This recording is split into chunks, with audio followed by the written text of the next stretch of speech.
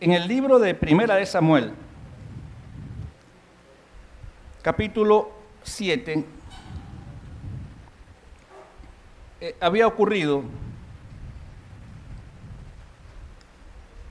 que el arca, que simbolizaba la presencia de Dios, y esto ya es historia bien degustada por nosotros, hemos hablado de esto muchos predicadores en varias ocasiones, sin embargo solamente quiero hacer un reconto. Y dice, 1 Samuel capítulo 7, verso 1, vinieron los de Kiriat Jearim y llevaron el arca de Jehová y la pusieron en casa de Abinadab, situada en el collado, y santificaron a Eleazar su hijo para que guardase el arca de Jehová. ¿A quién santificaron? A Eleazar. ¿Para qué? Para que guardase el arca de Jehová. Luego dice el verso 2, desde el día que llegó el arca a Kiriat Jearim pasaron muchos días, 20 años. ¿Cuántos días pasaron? Muchos días, 20 años. Y toda la casa de Israel lamentaba en pos de Jehová. En Kiriat Jearim estaba el arca de Jehová, que simbolizaban toda la presencia, la fuerza de Dios. Era un recordatorio de lo que Dios había hecho por su pueblo, de cómo Dios había provisto en el desierto alimento, de cómo Dios había sacado a Israel, que entró siendo una tribu nómada de apenas 70 y algo de personas a Egipto y salieron siendo un gran pueblo. Después de 400 y tantos años de opresión, Dios los sacó con brazo poderoso. Y no solamente que los sacó de Egipto, sino que salieron con despojo, sin tirar una flecha, sin lanzar una lanza, sin blandir una espada. Ya que Dios puso inquietud en los egipcios, y cuando iba saliendo el pueblo de Israel, todos sabemos que hicieron los de Egipto, le dieron alhajas de oro, comida y todo lo que querían, ¿verdad que sí? Bueno, eso era un recordatorio, el arca del pacto era un recordatorio, y esa arca estaba en la casa de un hombre llamado Abinadab. Santificaron a Eleazar para que cuidase el arca de Jehová, para que cuidase la presencia mismo de Dios durante muchos días, 20 años. Y en esos 20 años, ¿qué hacía el pueblo? Se lamentaba en pos de Jehová. Y es que eso es una pequeña, gran diferencia entre lo que simboliza aún hoy en día el tabernáculo de David y lo que simboliza, la religión o la tradición. Porque allí estaba el ornamento sagrado, allí estaba un hombre santificado sobre el cual se habían impuesto manos, se había ungido y se había preparado para que ministrase delante de la presencia de Dios. ¿Y qué pasaba? Todo el pueblo nosotros no estamos lamentando, ¿no, verdad? Aquí yo vi fue lo contrario en esta mañana. Todos con gozo, alabando a Dios, bendiciendo a Dios, gozándose en la presencia de Dios, porque esa debe ser la actitud, porque eso fue lo que recuperó David cuando tuvo la inquietud de parte de Dios de hacer un tabernáculo para invocar el nombre de Dios, pero como debe ser. Luego, ¿qué pasa este tiempo? Esto es un reconto solo para entrar al tema. En 2 Samuel 6, el 2 dice, se levantó David y partió de Baala de Judá con todo el pueblo que tenía consigo para hacer pasar de allí el arca de Dios, sobre el cual era invocado el nombre de Jehová de los ejércitos, que moraba entre los querubines. El 3 dice, pusieron el arca de Dios sobre un carro nuevo y lo llevaron de la casa de Abinadab, donde pasó 20 años, que estaba en el collado, y Usa y Ahío, hijos de Abinadab, guiaban el carro nuevo. Y David, el 5 dice, y David y toda la casa de Israel danzaban delante de Jehová con toda clase de instrumentos de madera, de haya, con arpa, salterio, pandera, flauta y címbalo. Ahí pudiéramos decir, esto sí está bueno, esto está encendido, ¿verdad? Sin embargo, el 6 dice, cuando llegaron a la era de Nacón, Usa extendió su mano al arca de Dios y la sostuvo porque los bueyes tropezaban. Y el 7 dice, y el furor de Jehová se encendió contra Usa y lo hirió allí Dios por aquella temeridad, y cayó allí muerto junto al arca de Dios, y se entristeció David por haber herido Jehová a Usa, y fue llamado a aquel lugar Perez Usa, que significa muerte de Usa, hasta hoy. El 10 dice, de modo que David no quiso traer para sí el arca de Jehová a la ciudad de David, y la hizo llevar a la casa de Obed-edom Geteo, y estuvo el arca de Jehová, dice el 11, en casa de Obed-edom Geteo 3 meses, y bendijo Jehová a Obed-edom y a toda su casa.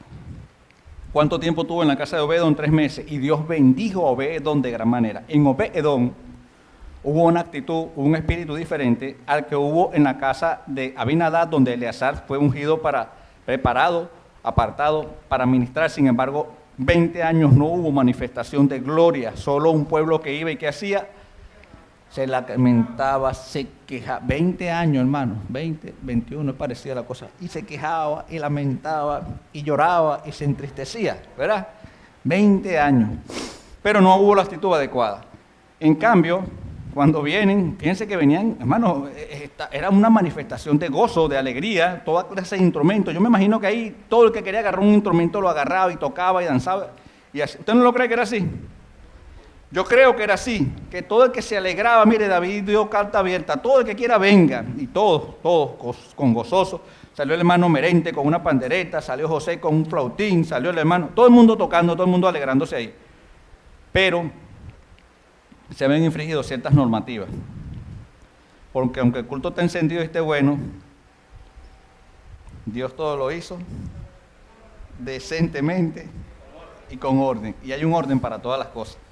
Aún dentro de lo que aparentemente es algo espontáneo, hay un orden de parte de Dios. Y aquí se habían violentado varios criterios. Cuando finalmente David entiende, y me gustaría que vamos a buscar Primera de Crónicas, capítulo 16. Primera de Crónicas, capítulo 16.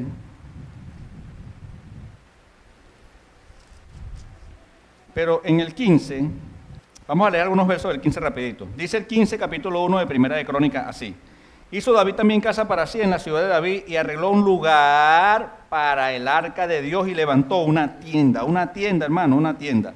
Entonces dijo David, el arca de Dios no debe ser llevada sino por orden de Dios, por los levitas, porque a ellos ha elegido Jehová para que lleven el arca de Jehová y le sirvan perpetuamente. Y el 3 dice, y congregó David a todo Israel en Jerusalén para que pasasen el arca de Jehová a su lugar, el cual le había preparado. Reunió también a los hijos de Aarón y a los levitas de los hijos, y ahí dice una cantidad de gente. Luego, el 11 dice, y llamó David a los sacerdotes Sadoc y Abiatar, y a los levitas Uriel, Asaías, Joel, Semaías, Eliel y Aminadab. Y les dijo, vosotros que sois los principales padres de la familia de los levitas, santificaos, vosotros y vuestros hermanos, y pasad el arca de Jehová, Dios de Israel, al lugar que le he preparado. Pues, por no haberlo hecho así, vosotros, la primera vez, Jehová nuestro Dios nos quebrantó, por cuanto no le buscamos según... Es que yo creo en Dios a mi manera. ¿Ustedes no han escuchado esto? Es que yo creo en Dios, pero no tan fanáticamente. Hermano, Dios tiene un orden. A Dios hay que buscarlo en espíritu y verdad, como dijo Jesús. Pero hay un orden, hay una forma, hay un patrón. Claro está, Dios es tan sabio, tan poderoso, que Dios ha ideado un plan para cada uno de nosotros. Y el plan que Dios utilizó para llamar a Eliezer no fue el mismo plan que ideó para mí, pero sin embargo Dios tiene un orden para todas las cosas. Y a Dios hay que buscarlo en espíritu y en verdad. El que no le tiene para salvación, pero el que le tiene para todo tipo de bendición. Amén. Quedamos en el verso 13. El 14 dice, así los sacerdotes y los levitas se santificaron para traer el arca de Jehová, Dios de Israel. Luego, ahora sí, en el 16, dice el 1, así trajeron el arca de Dios y la pusieron en medio de la tienda que David había levantado para ella y ofrecieron holocaustos y sacrificios de paz delante de Dios. Y cuando David acabó de ofrecer el holocausto y los sacrificios de paz, bendijo al pueblo en el nombre de Jehová y repartió a todo Israel. Pero más adelante, el verso 7 dice, entonces en aquel día David comenzó a aclamar a Jehová por mano de Asaf y de sus hermanos. ¿Quién era Asaf? Un hombre entendido que había sido puesto para guiar la alabanza, la adoración a Dios, porque era un hombre entendido y dirigía tanto los instrumentos como las voces. O sea, aquella gran algarabía, aquel gran gozo, aquella gran celebración era dirigida por gente que entendía y además era gente que pertenecía a los escogidos para dirigir. Es decir, a los levitas y a los sacerdotes. Y entre esto estaban este hombre Asaf y su familia. Y comienza David a levantar un clamor, a levantar una alabanza, donde narra incluso historia. Y dicen los comentaristas que este cántico de David toca la esencia de varios salmos a través de toda la Biblia, porque tiene verdad, tiene sustancia de Dios. Es decir, hermano, para la reflexión, que lo que cantamos debe tener ritmo, debe tener armonía, pero debe tener sustancia la letra. Entonces, hermano, este clamor de David, fíjense todo lo que dice. Dice, vamos a leerlo muy brevemente o muy rápidamente. Dice el 8, alabad a Jehová, invocad su nombre, da a conocer en los pueblos sus obras, testificad de Dios a las naciones, cantad a él, cantadle salmo, hablad de todas sus maravillas, gloriado en su santo nombre.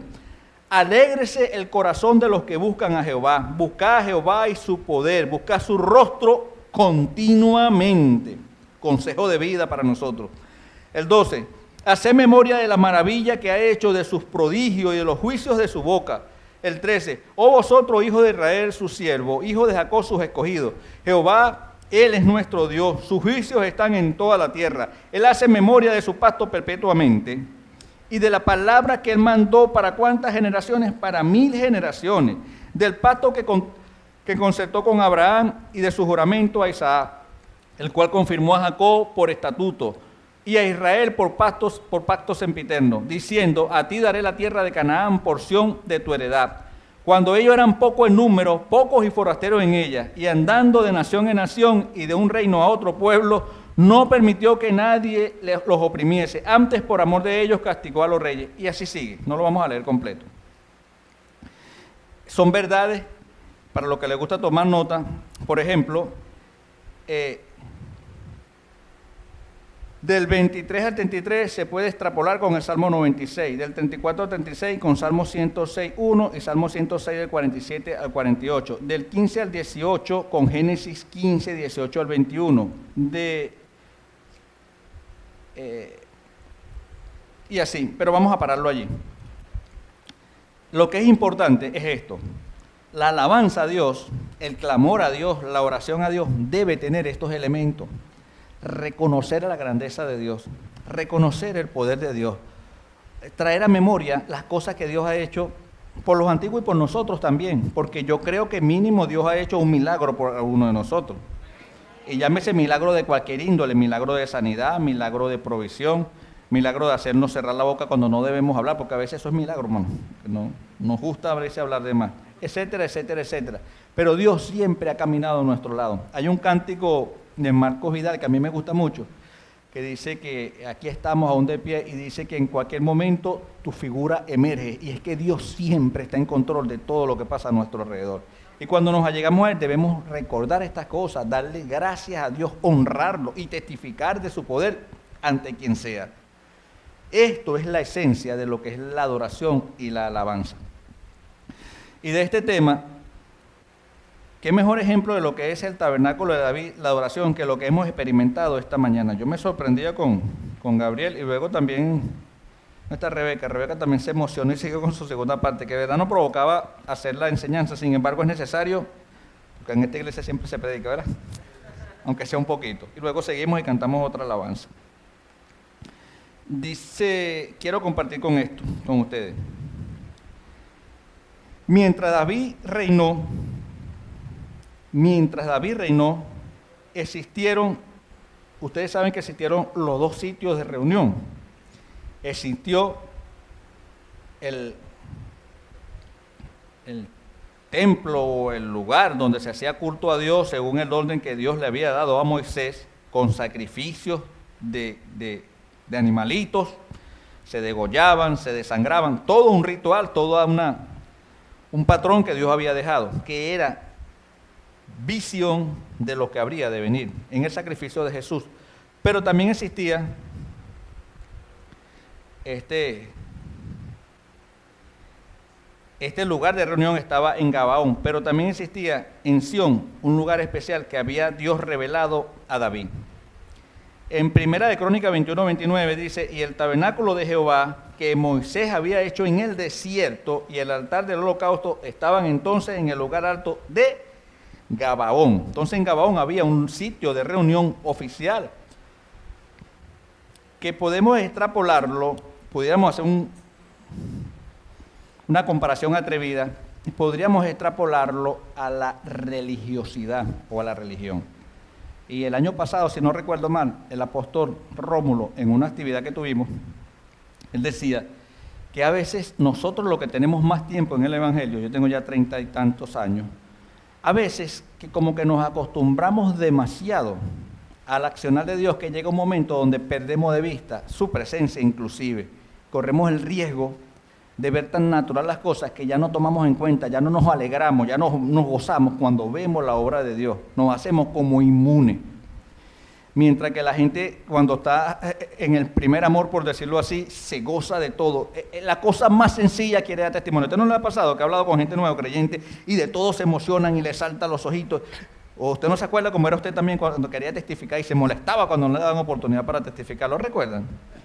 Bueno, ese sitio de Gabaón podríamos extrapolarlo y compararlo como la religiosidad que a veces nos impide ver a Dios.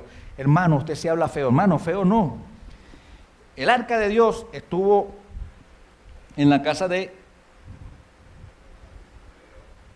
No, Abinadab no se llamaba el otro con su hijo Eleazar. No, primero Abinadab 20 años.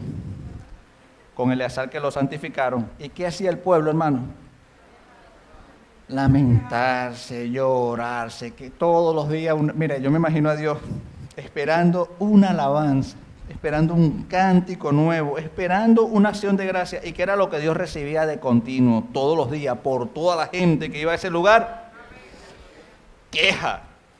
¿Quiere hacer un ejemplo? Vamos a hacer un ejemplo. Dime una queja de este tiempo. No tengo para el pasaje. ¿Qué más? Eliezer. No hay dinero, no hay agua, no hay gas, la luz, etcétera, etcétera, etcétera.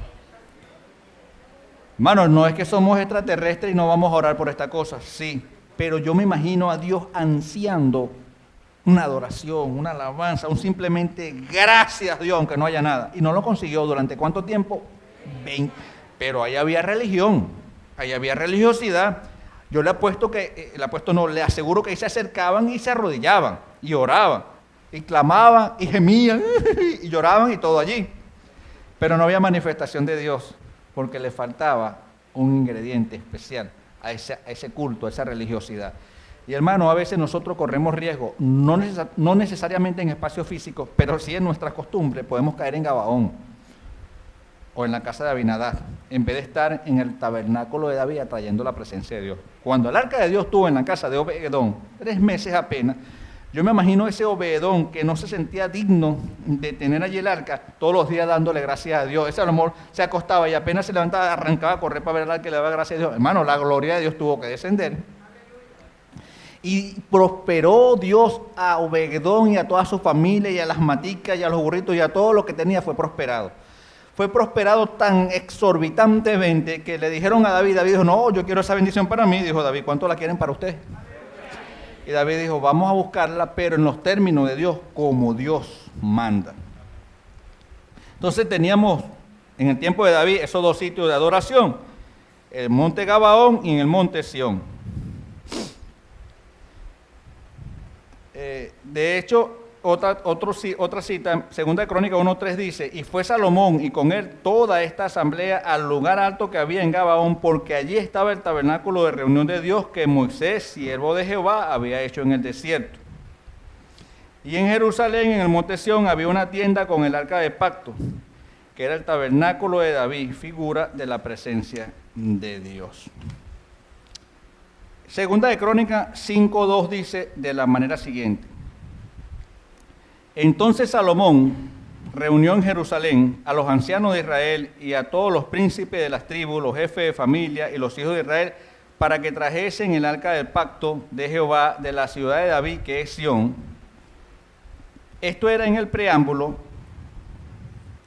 ya de la institución del nuevo templo. Hubo un tabernáculo que fue encomendado a Moisés, que era para estar de manera nómada. Cuando Dios le dio el tabernáculo a Moisés, ¿dónde estaban ellos? Y aunque debería ser una ruta, un viaje de pocos días, se convirtió en un viaje de ¿cuántos años?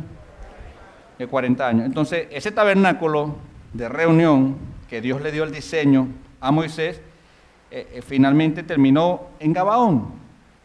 Pero había llegado un momento donde se le iba a levantar no una tienda como hizo David. David apenas montó una tienda, hermano, una carpa, una pequeña carpa, no muy grande, no muy ostentosa, pero que estaba la presencia de Dios y la gente que se llegaba ahí sabía cómo hacerlo y Dios bendecía y prosperaba. Pero ahora llegaba el momento donde se iba a instituir el nuevo templo. Y Salomón, a pesar de que había recibido el diseño de su padre, confirmación de Dios, él no dejaba de reconocer que había ese otro lugar que era Gabaón, y hizo incluso reuniones ahí. O sea, Salomón no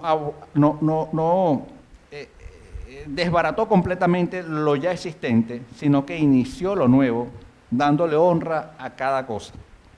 Es decir, nosotros a veces queremos ser, y ojo con eso, queremos ser tan especiales de Dios, tan amados de Dios, tan espirituales, tan modernos, que entonces queremos patear a Gabaón, queremos patear lo que ya existe. Debemos tener cuidado, porque ni lo hizo David, ni lo hizo Salomón, con todo el recurso, con toda la bendición de Dios, con todo lo que Dios le había ordenado, porque el mismo Jesús nos dio ejemplo de lo que es respetar o cumplir con lo establecido y con la justicia.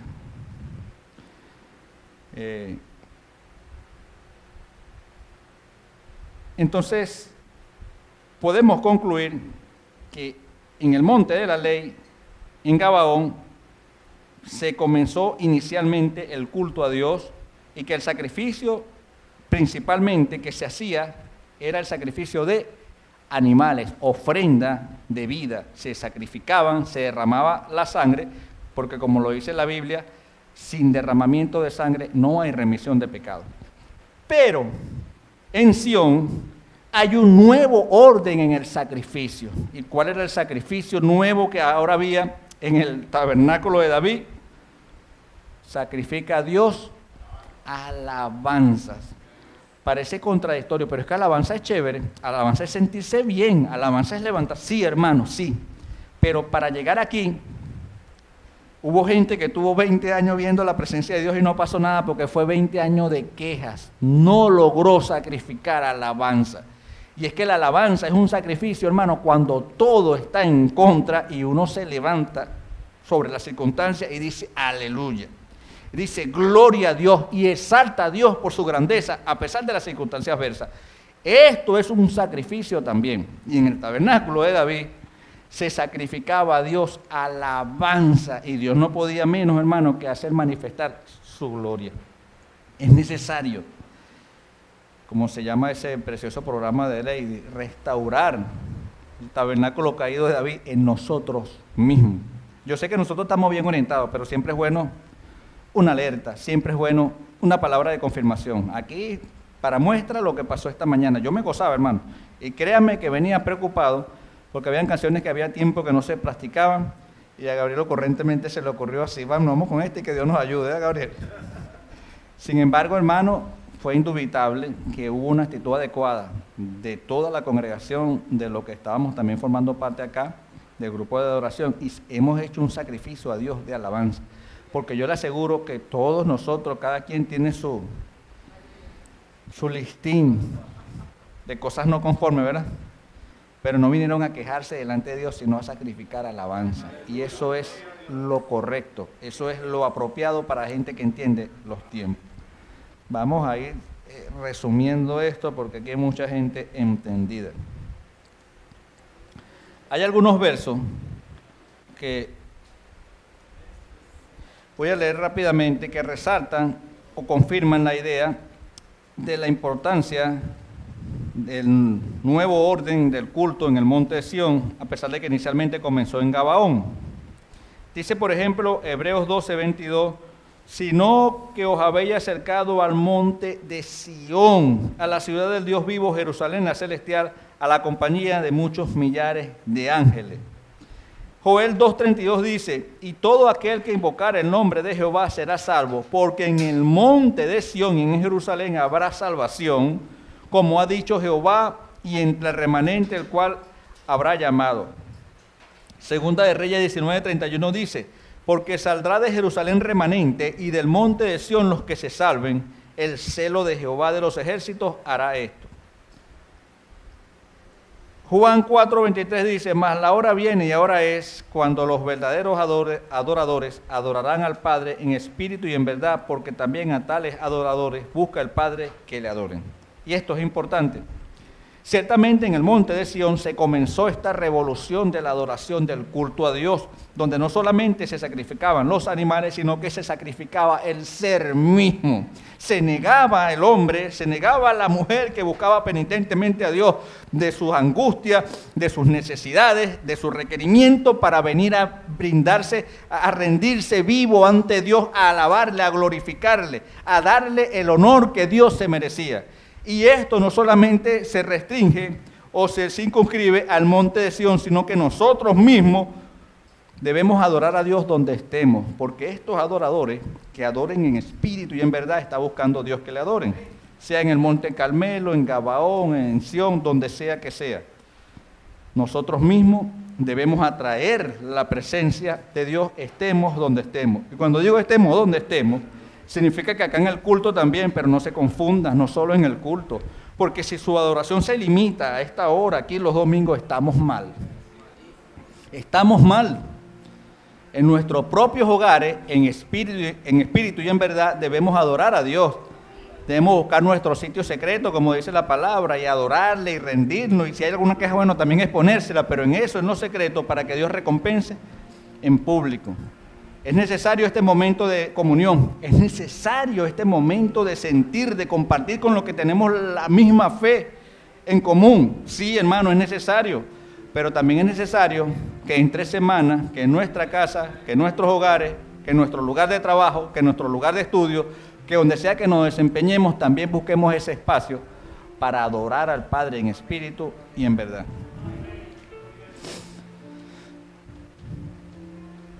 Dice Amós 9:11, y en aquel día yo levantaré el tabernáculo caído de David, cerraré sus portillos y levantaré su ruina y lo edificaré como en el tiempo pasado.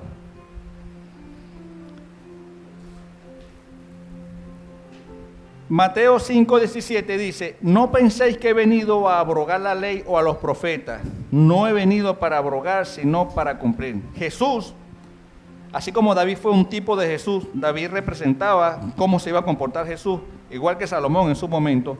El mismo Jesús viene y dice, yo no he venido a abrogar nada, a hacerle revocatorio a nadie. No, yo no he venido a eso, yo he venido a cumplir con lo que está escrito. Y fíjense que es así, que en Mateo 3:14 al 15 vemos que cuando Jesús fue a bautizarse, dice, mas Juan se le oponía diciendo, yo necesito ser bautizado por ti, y tú vienes a mí. Pero Jesús le respondió, deja ahora, porque así conviene que cumplamos con toda justicia. Entonces le dejó y le bautizó. Jesús vino a completar la obra de Dios. Jesús vino a darnos lineamientos de vida. No de alguna manera a causar incomodidad o a causar daños colaterales innecesarios. No, ciertamente. En una casa donde la luz de Cristo llega a una persona primero que a las otras van a haber roces, pero Jesús no vino a desbaratar, sino a unir la creación con el Creador. Jesús vino a completar las cosas. Jesús vino a hacer que nosotros recuperemos más bien esa imagen y semejanza de Dios que se desfigura, que se deteriora, que se desvanece a causa del pecado. Pero en ese sacrificio de Jesús nos acercó al Padre. Cuando lo aceptamos, Y no solamente nos acercó al Padre para que le demos las quejas, no, para que le adoremos. Hemos sido creados para alabanza de su nombre. Cuando estemos delante de Dios ya no vamos a predicar la palabra. Cuando estamos delante de Dios ya no vamos a salir a evangelizar, no vamos a tener programa de radio, nada de eso. Cuando estemos delante de Dios ya no vamos a diezmar ni a dar ofrendas, pero vamos a estar alabando por siempre. Entonces practiquemos esto porque esto es lo que vamos a hacer por toda la eternidad. ¿Cuántos se gozan? Ve preparándote, Gabriel. Mira, Gabriel está por allá abajo. Quiero finalizar con estas lecturas. Dice Romano 12, del 1 al 2. Así que, hermanos, ruego por la misericordia de Dios que presentéis vuestros cuerpos en sacrificio vivo, santo, agradable a Dios, que es vuestro culto racional. No os conforméis a este siglo, sino transformaos por medio de la renovación de vuestro entendimiento, para que comprendáis cuál sea la buena voluntad de Dios, agradable y perfecta. Malaquías 4:1, y con esto finalizamos para comenzar la alabanza, del 1 al 6, dice así: porque aquí viene el día ardiente como un horno, y todos los soberbios y todos los que hacen maldad serán estopa. Aquel día que vendrá los abrazará, ha dicho Jehová de los ejércitos, y no le dejará ni raíz ni rama. Mas a vosotros, los que teméis mi nombre, nacerá el sol de justicia, y en sus alas traerá salvación. Y saldréis y saltaréis como becerro de la manada, y hollaréis a los malos, los cuales serán ceniza bajo las plantas de vuestros pies. En el día en que yo actúe, ha dicho Jehová de los ejércitos, acordaos de la ley de Moisés mi siervo, a cual encargué en Horeb ordenanzas y leyes para todo Israel. He aquí, yo os envío al profeta Elías antes que venga el día de Jehová grande y terrible. Él hará volver el corazón del padre hacia los hijos y el corazón de los hijos hacia los padres. No sea que yo venga y hiera la tierra con maldición. Este último pasaje me gusta mucho, aunque es un pasaje fuerte, porque dice que el día de Jehová, el día de juicio es necesario y vendrá. ¿Cuánto nos anhelan justicia de Dios? ¿Cuánto no tenemos tiempo pidiéndole justicia de Dios? Y me gusta esta parte que dice que los perversos, que los malos, que los que Dios ya tiene contado, serán como estopa aquel día, que no le dejará Dios ni raíz ni rama. Y que nosotros, los que creemos en Él, lo que le esperamos, Él vendrá con su salvación. Y nosotros saltaremos como becerro de la manada. ¿Usted se imagina esos animalitos inocentes saltando, corriendo felices, comiendo montecitos? ¿Usted se lo imagina? Bueno, así seremos los que creemos en Dios en el momento del juicio. A veces tememos el juicio de Dios. No tema el juicio de Dios. El juicio de Dios es para los impíos, para los que se rebelan contra la voluntad de Dios. Para nosotros es un motivo de gozo, es motivo de contentamiento, es motivo de que veamos ese poder de Dios, esa salvación tan grande, y nos alegremos y nos gocemos, y saltaremos como becerro de la manada. Y dice que hollaremos como ceniza a los enemigos del Padre Altísimo. ¿No es motivo de gozo esto? Aunque vemos injusticia hoy en día, Dios, hermano, a Dios no se le escapa nada. Dios tiene un libro que está siendo contado, y la misma tierra de tanta sangre inocente derramada se abre y clama al Padre por justicia. Estamos en tiempos especiales, en tiempos de esos especiales, de cumplimiento de muchas cosas de parte de Dios. Debemos apercibirnos para que no nos deslicemos, porque así como la gloria de Dios es mayor, el engaño del enemigo también se está incrementando y está apartando a gente de la fe. Mantengámonos firmes sin fluctuar, hermano, y siempre adorando, siempre alabando a Dios, siempre bendiciendo a Dios,